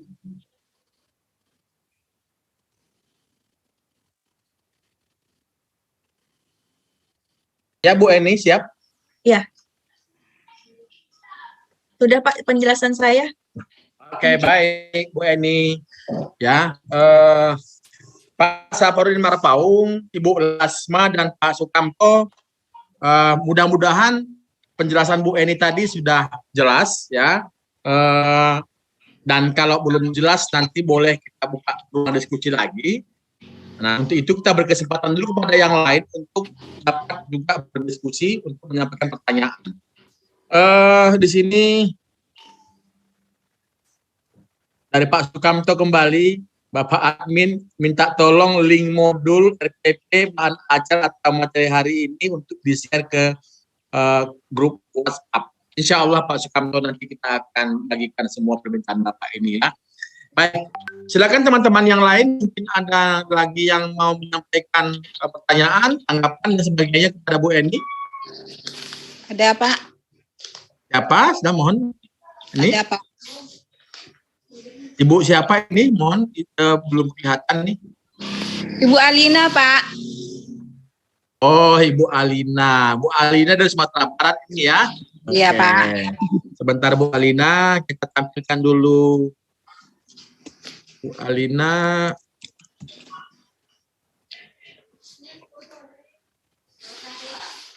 Baik, silakan Bu Alina. Oh, terima kasih atas kesempatan yang diberikan kepada saya. Perkenalkan, nama saya Alina Said dari Sumatera Barat, dengan instansi SMP Negeri 1 Sungai Giringging. Kami dari sekolah belum mendapatkan pembelajaran tentang kurikulum Merdeka ini, Pak. Jadi untuk kurikulum Merdeka ini kami, yang saya pribadi sendiri ini masih awam gitu. Kalau kita lihat dari segi standar isi, ini setelah dilihat dilacak di internet nih, itu kan berdasarkan KIKD-nya itu tidak terlihat begitu. Kemudian yang kedua dari segi strateginya, segi prosesnya juga sangat jauh berbeda dengan kurikulum 13. Nah, jadi kesimpulannya secara umum memang betul-betul kami guru, saya pribadi sendiri ini masih awam tentang bagaimana sebenarnya dengan kurikulum Merdeka ini. Itu secara umum. Nah, apakah pemberian implementasi kurikulum 13 ini hanya dilaksanakan oleh pemerintah secara daring atau ada secara manual atau pelatihan langsung begitu pada guru-guru yang bersangkutan, Kemudian seperti yang kurikulum Merdeka dulu, Bapak atau Ibu, itu ada masing-masing dari struktur atau komponen yang ada dalam RPP dan silabus itu dibuat semacam LK, lembaran kerja, sehingga si guru-guru ini paham. Nah, kalau seandainya melalui daring, itu kan rasa masih umum, sifatnya secara garis besar saja. Jadi saya sendiri masih belum paham benar begitu, jujur saja belum paham benar.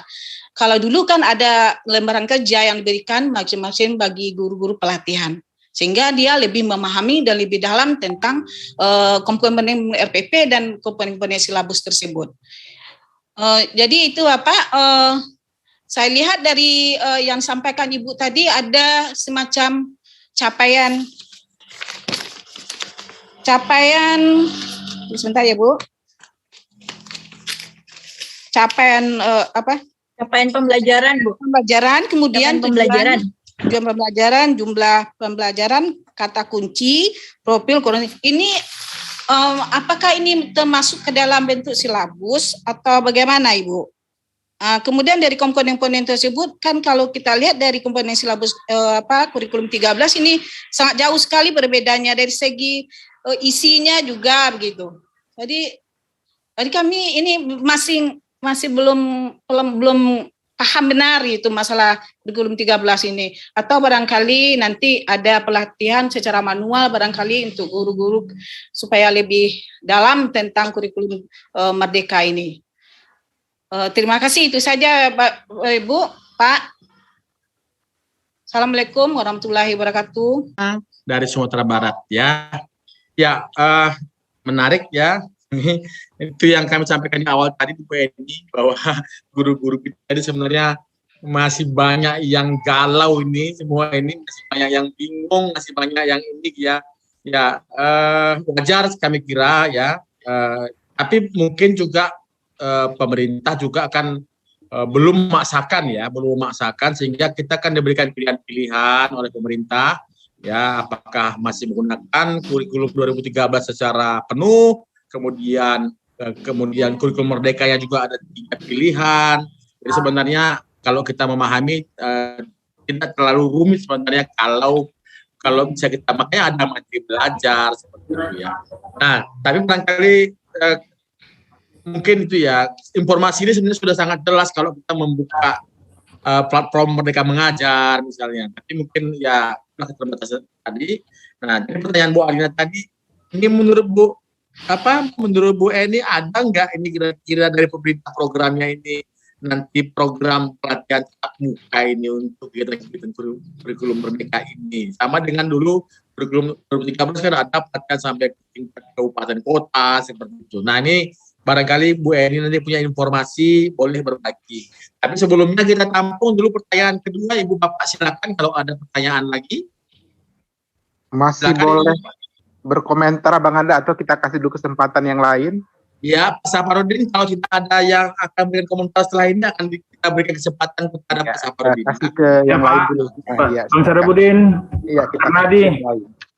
Oke, ada Bapak Karnadi. Ya, Bapak Karnadi ini nanti boleh memperkenalkan dirinya ya.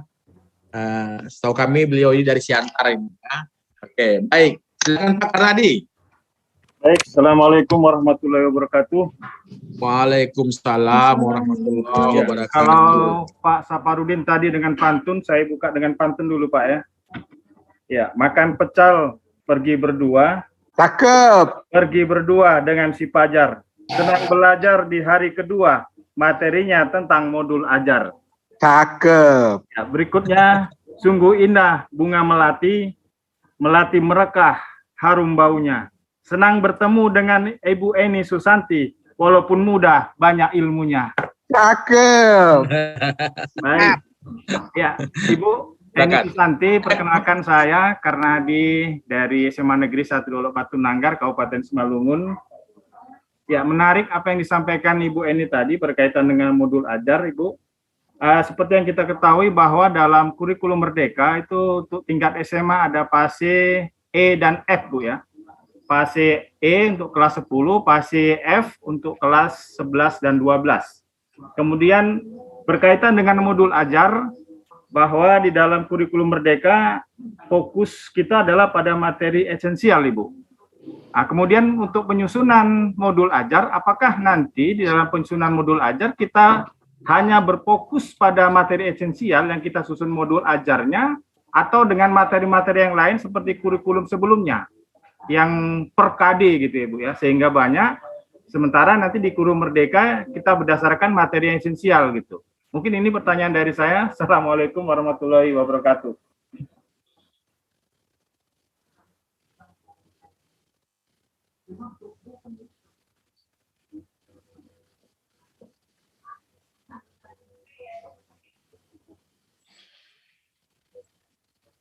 Pak Karnadi, terima kasih.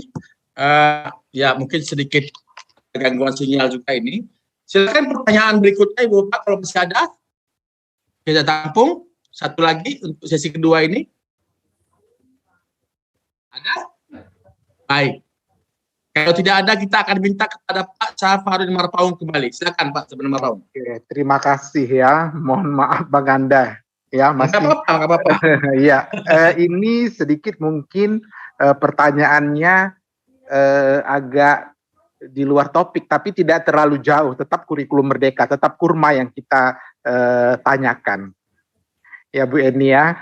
Karena sekolah Ibu Eni merupakan salah satu sekolah pionir lah kita bilang yang sudah melaksanakan kurikulum Merdeka. Sekolah yang sudah melaksanakan kurma ini termasuk sekolah Bu Eni, mungkin Bu Eni bisa ceritakan kepada kami yang mungkin tahap belajar, mungkin tahap mengenal, seperti itulah. Apa kendala-kendala utama yang mungkin yang pernah dihadapi oleh sekolah, dan langkah-langkah apa yang telah dilakukan sekolah ibu untuk mengatasi kendala tersebut terkait kurikulum merdeka. Nah, berdasarkan pengalaman yang telah dilaksanakan oleh sekolah ibu, itu yang pertama. Yang kedua, dalam persepsi saya dan guru-guru juga sebagian, mungkin salah satu bentuk dari kurikulum merdeka ini kan kebebasan siswa memilih mata pelajaran atau minatan yang dia senangi. Lebih kurang seperti itu pernah saya baca, katakanlah statement atau kalimat seperti itu. Apakah ini nantinya tidak berimbas pada jumlah jam dapodik sertifikasi? Itu yang mungkin menjadi teman-teman di daerah, walaupun belum melaksanakan, pernah kami diskusikan, karena selalu kita hadapi katakanlah kurikulum berganti, dapodik tidak ada sinkronisasi, ya, jumlah jam pelajaran guru berkurang, pastinya kegalauan akan dirasakan oleh guru-guru apabila belum terjadi validasi sertifikasi. Seperti itu. Mohon diberikan pencerahannya. Terima kasih. Ya, baik Pak Saparadin Marpaung. Bu Eni, ada 3 pertanyaan ya. Yang pertama tadi dari Bu Alina yang menyatakan masih galau, katanya ini apakah tidak ada tatap mukanya nanti di pelatihan gitu ya. Yang kedua dari Pak Karnadi tadi ya, juga mempertanyakan, mungkin tadi Ibu juga sudah ini ya, bagaimana pelaksanaan kurikulum ini. Kemudian Pak Saparudin tadi mengulang kembali tentang bagaimana pengalaman sekolah Bu Eni ini. Nah, di pengalamannya seperti apa. Kemudian tadi tentang jam di dapur tadi, apa kaitannya dengan jam pembelajaran dengan pilihan-pilihan tadi gitu ya. Apakah ini tidak ada imbasnya yang nanti berpengaruh kepada tunjangan profesi gitu. Nah, mungkin Bu Eni silakan, boleh disampaikan diskusinya. Baik, terima kasih Pak. Ini mungkin untuk saya sekaligus menjawab saja karena saling berkaitan ya. Jadi kemarin terakhir kami dari Kementerian Pendidikan itu membentuk di setiap provinsi, kebetulan ada 6 orang. Jadi untuk Sumatera Utara itu dari unsur guru kebetulan saya 1. Timnya itu ada dari Dinas Pendidikan, pengawas, kepala sekolah, dan 2 orang guru. Kebetulan Sumatera Utara saya 1 guru. Jadi di event yang kemarin itu mereka menyampaikan memang seperti yang tadi saya sampaikan, mereka kan ini bikin kurikulum nih, tapi kenapa nggak langsung diterapkan kayak kita dulu K13, udah langsung K13 dibuat di tahun itu gitu, dicanangkan langsung pelatihan besar-besaran semua se-Indonesia gitu. Jadi mereka sebenarnya kenapa di 2024 mereka sambil mau perbaikan-perbaikan termasuk dengan dapodik. Jadi bidannya kurikulum itu PSKP itu di Puskur itu terus berkoordinasi dengan dapodik termasuk untuk proyek penguatan profil pelajar Pancasila P5 itu. Kalau di angkatan pertama sekolah penggerak itu mungkin memang belum terakomodir atau bagaimana gitu. Jadi kemarin mereka menyampaikan mereka sudah diskusi dengan orang dapodik bagaimana supaya P5 itu dapat jam. Hasilnya itu untuk 1 rombel ada 2 JP untuk P5. Profil penguatan pelajar Pancasila itu dapat 2 JP per rombel. 1 koordinator maksimal memegang 3 rombel. Jadi kalau untuk teman-teman yang kurang jam, yang sudah melaksanakan kurikulum merdeka, kalau dia jadi koordinator P5, itu bisa mendapatkan 6 JP gitu. Walaupun pada akhirnya kebebasan siswa memilih mapel itu harus kembali disesuaikan dengan kondisi sekolah Bapak Ibu. Jadi tidak mungkin kita mutlak mengikuti peraturan baru yang dikeluarkan oleh Kementerian Pendidikan kalau guru di sekolah itu tidak mencukupi. Makanya diberikan waktu untuk kita beradaptasi perlahan-lahan gitu. Jadi memang mau tidak mau siswa kemerdekaannya masih tetap dibatasi oleh jumlah guru yang ada di sekolah. Karena kalau misalnya di sekolah yang gurunya lebih banyak, guru IPA tiba-tiba siswanya memilih mapel IPS semua, kan guru IPA-nya jadi kekurangan jam IPS-nya. Jadi ini balik lagi KOSP-nya jalan. Makanya sekolah-sekolah yang menggunakan kurikulum merdeka itu kan kurikulumnya berbeda dengan sekolah yang lain. Kita diberi kebebasan untuk menyusun kurikulum operasional satuan pendidikan masing-masing gitu. Jadi disesuaikan dengan kondisi sekolah benar-benar. Kemudian untuk Pak Karnadi tadi untuk modul ajar itu KIKD itu kalau di kurikulum merdeka namanya capaian pembelajaran. Capaian pembelajaran. Jadi materinya ya yang utama itu adalah materi yang ada di capaian pembelajaran. Jadi kalau saya kebetulan biologi itu Bapak Ibu untuk kelas 10 itu biasanya kami di kurikulum itu dijabarkan untuk klasifikasi ini ya, dijabarkan setiap kelas dari kelas yang paling rendah porifera sampai ke animalia. Di capaian pembelajaran itu hanya disampaikan siswa memahami keanekaragaman hayati gitu. Keanekaragaman hayati. Jadi ini kalau menjabarkannya kita sederhana ya hanya kulitnya saja dibahas. Kalau kebetulan siswanya tidak siap untuk materi yang banyak tadi, ya udah kulitnya saja. Kita tidak menyalahi kurikulum. Tapi ketika siswa kita mampu dan sumber daya di sekolah, sarana prasarana juga mendukung, ya boleh kita jabarkan seperti di kurikulum 2013 dulu gitu. Makanya capaian pembelajaran itu memang sangat sederhana kalimatnya, tujuannya supaya sekolah di Nias, sekolah di Papua itu tidak lari tunggang langgang mengejar sekolah di DKI Jakarta yang fasilitasnya jauh. Demikian Bapak Ibu. Kemudian untuk Bu Alina tadi, jadi Bu memang untuk sampai saat ini yang diberi pelatihan terkait kurikulum merdeka ini hanya masih sekolah penggerak.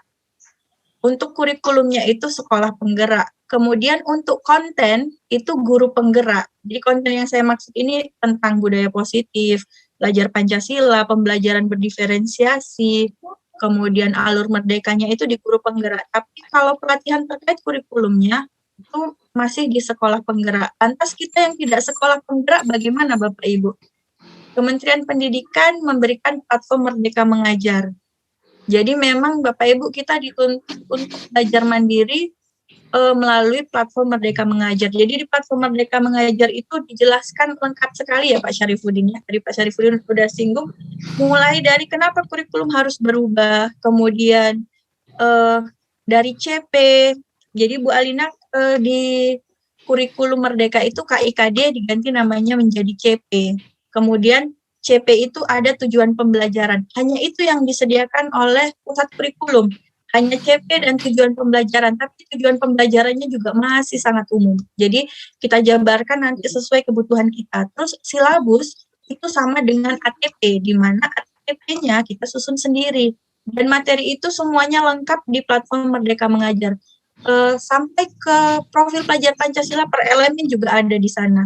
Namun mungkin kalau misalnya memang butuh tambahan karena di sekolah kami kebetulan kami merdeka mandiri belajar ya Bapak Ibu, belum menerapkan. Kami sekarang posisinya tadi masih tengok-tengok. Kalau pertanyaan Abang Syarifuddin tadi apa kendalanya? Kendala yang pertama adalah teman-teman kami itu merasa wah banyak sekali yang mau dikerjakan. Kalau siswa benar-benar harus dimerdekakan untuk membuat bahan ajar harus ada teks, harus ada video, harus ada yang lain bentuknya, ini bagaimana gitu. Nah, Bapak Ibu kita memang diharapkan ini kebetulan AGBSI adalah komunitas belajar ya Bapak Ibu. Komunitas praktisi Bu. Komunitas praktisi ya. Komunitas praktisi. Jadi ini adalah salah satu wadah untuk kita belajar memang. Jadi tujuannya memang Bapak Ibu kita disuruh kolaborasi sambil Kementerian Pendidikan itu menggenjot dinas pendidikan di provinsi yang ada di Indonesia itu. Jadi kalau di Sumatera Utara memang dinas provinsinya belum bergerak, tapi kemarin itu di dinas sudah melakukan pendataan berapa sekolah yang IKM, kemudian sudah mulai digabung-gabungkan komunitas belajar.id, karena untuk mengakses PMM itu kan kita harus punya akun belajar.id, jadi akun itu sudah digandeng, kemudian yang sudah lulus dari angkatan 1 sekolah penggerak sudah digandeng. Memang harapannya dinas pendidikan provinsi itu bergerak cepat. Kalau dinas pendidikannya lambat, Bapak Ibu, ya dengan ini komunitas praktisi, kita bergabung dengan komunitas praktisi. Tapi memang lengkap sekali di PMM. Jadi Bu Alina buka saja PMM-nya perlahan-lahan, nanti sambil kita buka kita dapat sertifikat kok. Untuk setiap modul itu ada sertifikatnya. Kita dapat ilmu, dan ini yang teman-teman saya itu kan banyak yang 50 tahun ke atas di sekolah. Mereka merasa, waduh, belajar sendiri dengan handphone ini sulit sekali, tidak Bapak Ibu. Jadi kalau saya sendiri belajarnya itu karena di PMM itu materinya banyak video, saya sambil santai di rumah pagi sebelum ke sekolah, saya sambil siap-siap, itu sambil saya putar satu video, karena durasinya itu sekitar 8 sampai 12 menitan gitu. Jadi sehari kita cicil satu materi, kalau tidak paham diulang, sampai kita bisa mengerjakan yang lain. Itu mungkin tips dari saya, Bu Alina dan Pak Syafarudin. Walaupun di sekolah memang tantangan besar ya, memang tantangan besar Bapak Ibu, karena banyak sekali sepertinya, karena konsep kita bayangkannya itu tadi mau membangun rumah dari nol, sebenarnya tidak Bapak Ibu. Bahan ajar kita sudah punya, instrumen assessment kita sudah punya, tinggal kita rangkai mana yang cocok dengan hasil tes diagnostiknya tadi. Demikian Bapak Ibu. Baik Bu Eni, nah jadi Ibu Bapak semuanya itu sudah jawaban dari Bu Eni, jadi sekedar melanjutkan saja, menambahkan ya. Jadi sebenarnya sekarang memang kita dituntut untuk belajar secara mandiri, dan sekarang mungkin lebih mudah gitu ya. Salah satu komunitas seperti AGBI Sumatera Utara itu kemarin sudah mendaftar dan kita sudah lulus untuk menjadi komunitas praktisi. Jadi Bapak dan Ibu silakan nanti mudah kok ya, di ponsel kita bisa buka melalui Play Store, di laptop juga boleh dibuka, tinggal mengklik saja di Google itu Merdeka Mengajar gitu ya. Nah, nanti di sana kalau kita memang di sana ada pelatihan, ada juga di sana ada sampai Bu Eni, ada mungkin kajian mandiri, juga ada komunitas praktisi. Ada pilihan banyak, mungkin ratusan se-Indonesia ya. Silakan nanti Ibu Bapak buka komunitas praktisinya dan silakan bergabung. Dan kami berharap juga Ibu Bapak yang ikut dalam kegiatan ini nanti setelah kegiatan ini kami mohon minta tolong supaya dapat mengunjungi komunitas praktisi yang ada di Merdeka Mengajar itu, dan tolong mengklik untuk bergabung ya di KKBC Sumatera Utara, karena bergabungnya Bapak dan Ibu ini merupakan kebutuhan kami supaya GTK itu bisa melihat apakah kami sudah melaksanakan kegiatan atau belum gitu ya.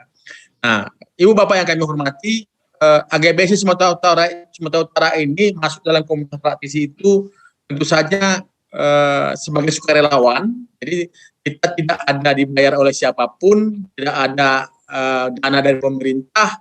Ini semata-mata karena memang AGBC Sumatera Utara ingin berbagi kepada teman-teman guru-guru hebat semuanya.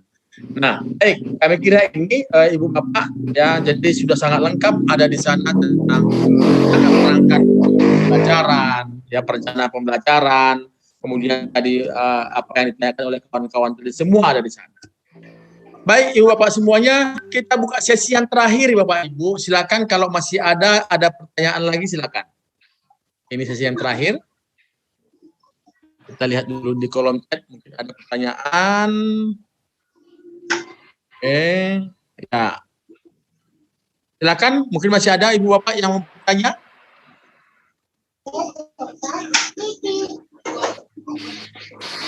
Ya, tidak ada ya. Oke, baik, kalau tidak ada, terima kasih ya. Ternyata sudah sangat jelas ya yang disampaikan oleh Bu Eni tadi. Dan kalau memang kurang jelas juga, sekali lagi kami berharap silakan Ibu Bapak dapat berkunjung ke laman Merdeka Mengajar yang sudah disiapkan oleh pemerintah kita ya. Sebelum saya nanti minta ke Bu Eni untuk memberikan simpulan akhir, mungkin saya akan lebih dahulu menyampaikan beberapa catatan yang dapat saya kutip dari Bu Eni pada siang hari ini. Yang pertama, Ibu Bapak, selama ini banyak guru-guru yang bertanya-tanya, mana RPP-nya? Ada yang mengatakan, mana RPP berdiferensiasi gitu ya. Banyak istilah-istilah yang muncul oleh kawan-kawan kita, RPP gitu ya. Nah, pada siang hari ini kita sudah dapat jawaban pasti Bapak dan Ibu, walaupun kata Bu Eni tadi itu bisa saja berubah ya, karena pemerintah juga terus menggodok ini gitu ya. Tapi paling tidak untuk sampai hari ini bahwa tidak ada RPP Ibu Bapak, yang ada adalah modul ajar ya, modul ajar. Nah, RPP itu ada tapi dia berada di dalam modul ajar itu. Jadi barangkali kita menyamakan persepsi bahwa perencanaan pembelajaran itu ada pada modul ajar, jadi bukan pada RPP. Bentuknya boleh. Yang paling sederhana kata Bu Eni tadi adalah komponennya itu terdapat tujuan pembelajaran, kemudian terdapat langkah-langkah pembelajaran, dan ada asesmen, ada penilaian. Jadi yang tiga inilah yang menjadi unsur dari modul ajar. Bentuknya ya boleh RPP. Ya, tapi kalau kita pun masih menggunakan istilah RPP boleh, tapi jangan lagi kita harus simpang siur mana RPP. Apa yang kita sudah paham seperti apa RPP dan seperti apa modul ajar itu. Itu yang pertama. Yang kedua, Ibu Bapak, bicara tentang kurikulum merdeka, maka kita dituntut untuk belajar mandiri. Ya, sambil menunggu nanti mungkin ada pelatihan secara tatap muka oleh pemerintah, dan secara mandiri dapat kita berkunjung ke platform Merdeka Mengajar. Di sana ada tersedia berbagai pilihan, termasuk untuk bergabung di komunitas praktisi, Ibu Bapak yang kami hormati. Kami kira ini yang dapat kami sampaikan simpulan, dan seterusnya kami akan kembalikan dulu kepada Bu Eni untuk memberikan statement penutup untuk kegiatan pada sore hari ini. Silakan Bu Eni. Bapak Ibu, kurikulum merdeka ini disusun pemerintah untuk memerdekakan peserta didik dan guru. Jadi kita tidak lagi dibelenggu dengan format-format untuk bahan ajar kita, dan materinya juga disesuaikan dengan kondisi kita. Jadi Bapak Ibu, kita hempaskan dulu bahwa kurikulum ini nambah pekerjaan sedikit ya, tapi tidak benar-benar membangun dari awal Bapak Ibu. Itu yang pertama. Kemudian yang kedua, sama seperti Pak Syarifudin, belajar mandiri, tapi yang paling penting Bapak Ibu kolaborasi.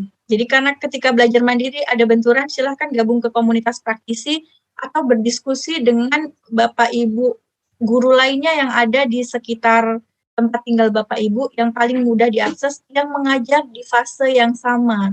Demikian Pak Syarifudin. Baik Bu Eni, Ibu Bapak hebat, guru-guru se-Indonesia, guru-guru yang ada di ruangan ini. Kami kira ketika Ibu Bapak sudah berada di ruangan ini pada hari ini adalah sebagai tanda, sebagai indikator bahwa kita ini adalah orang-orang yang mau belajar. Baik, kita tutup pertemuan kita pada siang hari menjelang sore ini dengan pantun, buah lebat ambillah satu, buah rumbia sepat rasanya. Sampai jumpa di lain waktu. Semoga lancar-lancar urusan kita semuanya. Cerita rakyat namanya Sampuraga, kisah sedih tentang anak durhaka. Materi Bu Eni sungguh berharga, tentu inspirasi bagi kita. Mencari ikan ke pantai Guldah, ikan dihidang di atas pinggan.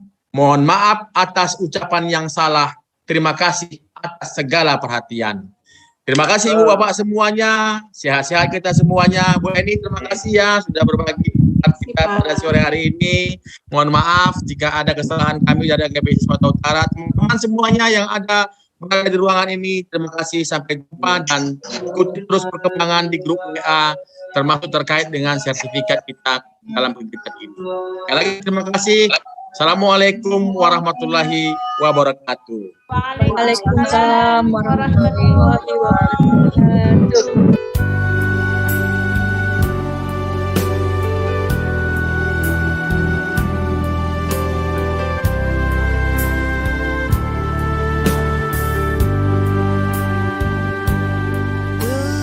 Terpujilah Tuhan Maha Kuasa, telah Kau ciptakan Indonesia Raya.